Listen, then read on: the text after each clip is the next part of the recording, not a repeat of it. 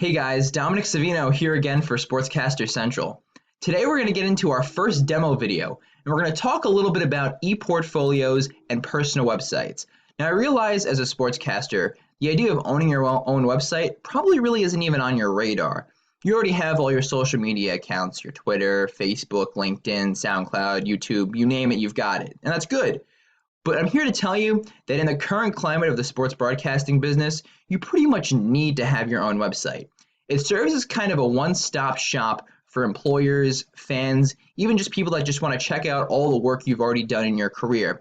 So owning an ePortfolio is great, and we're going to check out a good sportscaster's ePortfolio, look through their website, see what they've done well, but also we're going to check out the ePortfolio of someone outside the sports broadcasting business. See what they did on that website. You should probably also incorporate into your own personal sportscaster website. So let's get right into it. So the ePortfolio that we're looking at right now is that of Alex Ronsley. He's the play-by-play broadcaster for the Powell River Kings, a minor league hockey club up in British Columbia in Canada. And so we're going to talk about 5 key things that Alex does really well on his sportscaster website. And the first one, we're looking at it right now, right off the bat, is a great homepage. It's got everything that you would need in a homepage. He's got a cool little logo. He's got a big picture of himself. He's got the 3 different things that he does most: play-by-play, radio and television, and event hosting. They also double as tabs up here, but it's cool to have them set up with the little pictures down there. The most important thing, though, that I'm going to point out about Alex's homepage is right here. This is a embedded YouTube link to Alex's play-by-play video demo, so his TV demo. Alex puts employers, fans, anybody who wants to check out his content just one click away from being able to watch what he does. And that is so important as a sportscaster to allow people such an easy access to the content that you've put out. It's also important for them to be just one click away from your social media accounts. And that's the second thing that Alex has done really well with his ePortfolio. In the upper right-hand corner of his entire website, he's got widgets, links to his Twitter, YouTube, and LinkedIn accounts, which is so important because now in the current climate of sportscasting, employers want to see that you can not only call a great game, but also can interact with fans and be very effective and efficient on social media. Not only that, but if you scroll down on Alex's homepage, he's got links to his email, Twitter again, and LinkedIn. So if you happen to scroll down and you miss the widgets up here, you can go down there and see his email and some other links. That's the second great thing he's done. Let's move on to the About Alex tab on Alex Ronsley's ePortfolio. And this is the third best thing that he's done.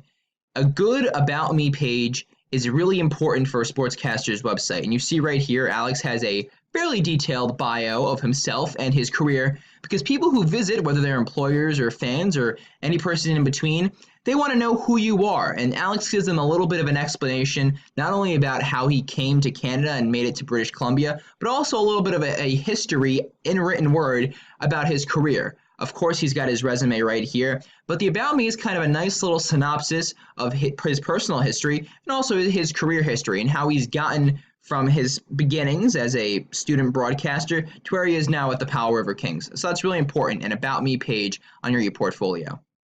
Now for the fourth and inarguably the most important thing of any sportscaster's ePortfolio page, where their demo reel is contained. Alex has it in his play-by-play and radio and TV tabs here on his ePortfolio.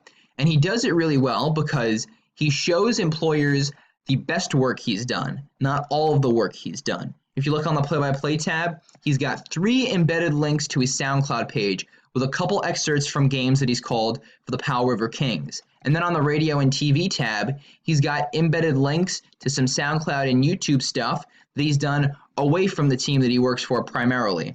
And this is really important because you see right here, he's got a newscast, he's got a sports update, and then on the play-by-play tab, there's a couple segments. It's the best stuff he's done. He's gone back to his tapes, listened to it, and drawn out the absolute best stuff he's done, showcasing the best work that he's put out as a sportscaster.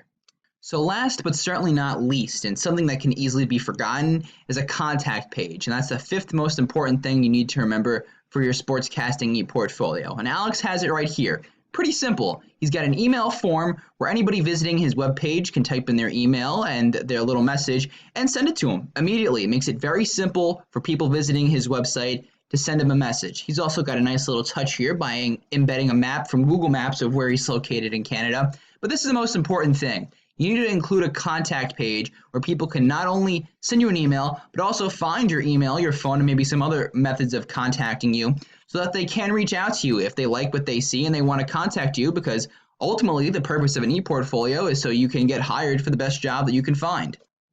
So now let's shift gears quickly and talk a little bit about a different ePortfolio from somebody outside the sports broadcaster business. We're looking at the website now of a man named Keikai Kotaki. He's a concept artist who's worked for a lot of different video games. Guild Wars, a popular online one, is the biggest thing he's worked for. So let's look quickly through his ePortfolio and see some things that he's done as well or even better than Alex Ronsley. The first thing right off the bat, just as good a homepage. Most important thing for Keikai is the pictures, the different things that he's created. And you've got a bunch of different still images here showcasing the best work just one click away to show employers what he's done. Another important thing that we talked about with Alex's is social media, and that's what Keikai has in the top right corner as well. Widgets to his Facebook, Twitter, LinkedIn, and email, making it very easy for employers to contact him and check out what he's done on social media. Lastly, let's check out a couple quick things that Keikai has done even better on his ePortfolio that Alex didn't do on his website. And the first thing that jumps out at me on Keikai's website, go to his About Me tab, you can see his experience, the publications he's had work featured in, and the awards that he's won. Keikai has his resume just one click away for employers to see. On Alex's website, you had to go to his About Me page and download a PDF. Now, it may have been laid out a little bit nicer on Alex's PDF, but here it's just one click away for Keikai's employers and other people to see, and that's really important. It goes back to the idea of making all the important stuff on your website as few clicks away for people to see it as possible.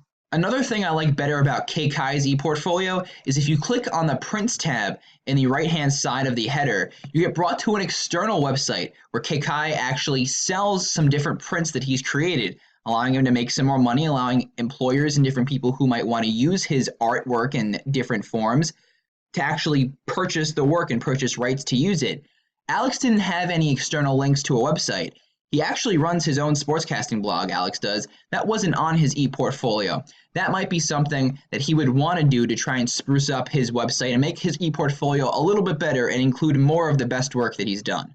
So we got to check out a couple pretty good ePortfolios today, in that of Alex Ronsley, the sportscaster, and Keikai Kotaki, the graphic artist. I hope you were able to pick up a couple good tips and learn some things for when you go out and make your own ePortfolio. Remember, always, you want to showcase the best stuff you've done, not everything you've done, and you want to make the most important content, your demo reel, your writing, all those other different things, as few clicks away for employers to see as possible. Make sure you come back next time to Sportscaster Central. Next week, we're going to have a video about broadcasting boards and spot charts that you can use when broadcasting baseball games, because we know the dog days of summer are coming up pretty soon. I'm Dominic Savino. Thank you so much for checking out Sportscaster Central.